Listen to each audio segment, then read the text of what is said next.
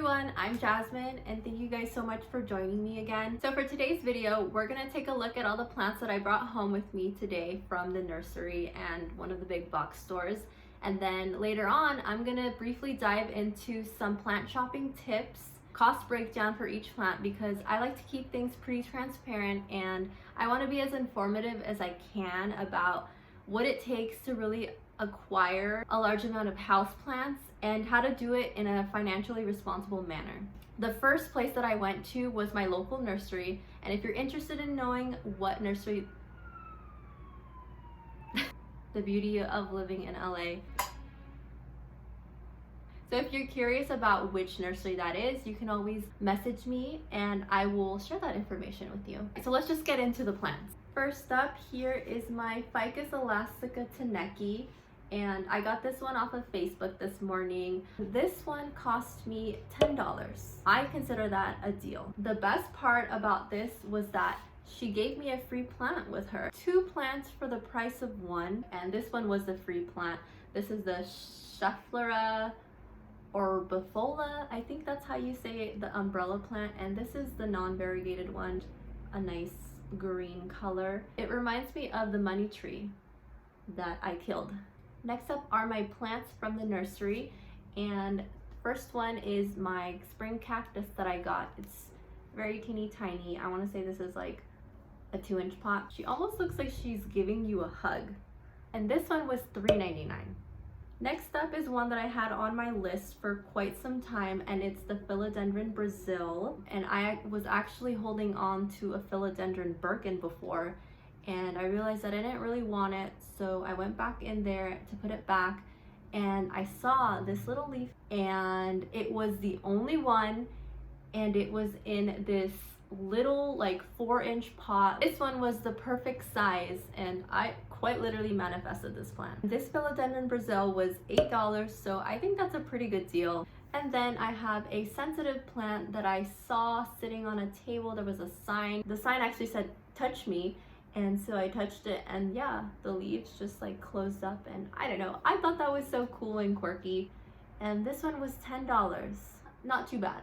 I got this beautiful Hoya australis from Home Depot, and it's hanging and it's binding upwards and it just looks really healthy.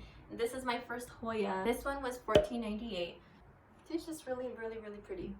Okay, this one was so cool. I just had to get it, but I don't really know if it's gonna do anything. It's labeled as an octopus plant.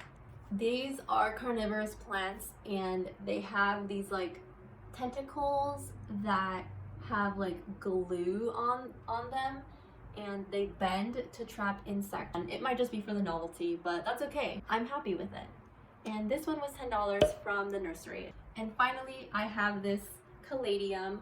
I bought it for my patio. It's really hot here in the summer. I'm never really out there, so I thought I'd brighten it up a little bit to encourage me to, sit outside. And this one was $7.98.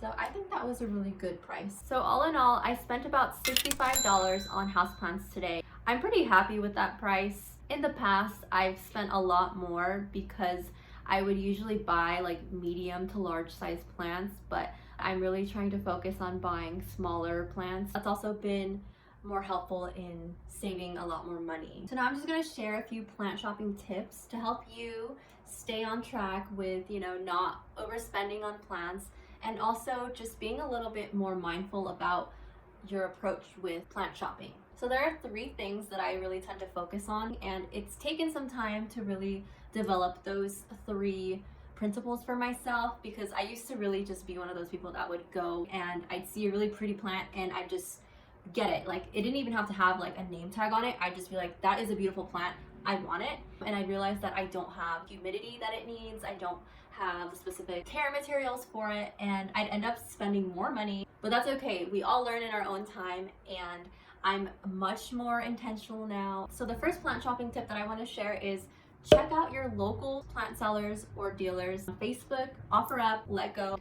Check out Facebook Marketplace as well. I'm always just like scrolling on there. And that's how I bought my Ficus elastica Taneki today. A lot of the times you can find a really great deal on there, and you can negotiate or you can figure some sort of deal out. You can also plant swap. There are plant swap groups on Facebook, and I highly suggest you check that out. Second rule I have is to do your research. What I do when I have a plant on my wish list is that I look on Facebook Marketplace first and check to see if anybody is selling it on that platform. And then I get a sense for how much those plants usually go for. I know whether I'm willing to spend the amount of money that it's being sold at that time. And it gives you just a greater insight into the value of that plant. And you're less prone to buying an overpriced plant. And again, I know from experience that it's really hard to say no when there's a plant right in front of you that just seems so perfect and you kind of don't really care about how much it is, but you know it's probably overpriced. I think it's just a really good habit to have in general, to just sit there and meditate on it. A lot of the times you're really moved by your emotions and the excitement and rush of finding the plant that you want, but it's not always the best time to get it. But I will never shame anybody for buying a plant that they love, because at the end of the day, if it's gonna make you happy, do it. And my third and final plant tip is to be intentional with your plant needs and desires. So this is something that I've been working on in every aspect of my life, is to be intentional about what I want. And that of course includes my plant wants and needs. So now I'm able to walk out of a plant store without a plant if I didn't find anything within my budget or if I didn't find what I was looking for. Before, it was a different story, which is totally okay. Everybody falls for the hype. It's part of human nature to like want things that other people want and to be influenced by others. That's totally fine, but I think it's something good to be mindful about. So for example, for me, my big intention now is to downsize. So I don't have any more room on my plant stands, but I do have a lot of vertical space. So if I see a trailing or vining plant, then it's a-okay, because I can hang it and it's not going to take up any more space on my limited shelving. Another example is I really love to buy small plants now. I used to just always buy like 6 or 8 inch plants, and I very quickly ran out of room. So I have been buying much smaller plants, and I find it a lot more satisfying to see those plants grow than it is to have a big plant taking up a lot of space that I don't really have in my home. So that's it for today's video. I hope that my mindful plant shopping tips were helpful, and if they were, please let me know in the comments. And of course, if you have any plant shopping tips for me, please do leave them in the comments as well. If you like this video or you like me, please subscribe if you haven't already. I love making new planty friends, and if you haven't seen my first houseplant video and you're interested, I will plug it in this video.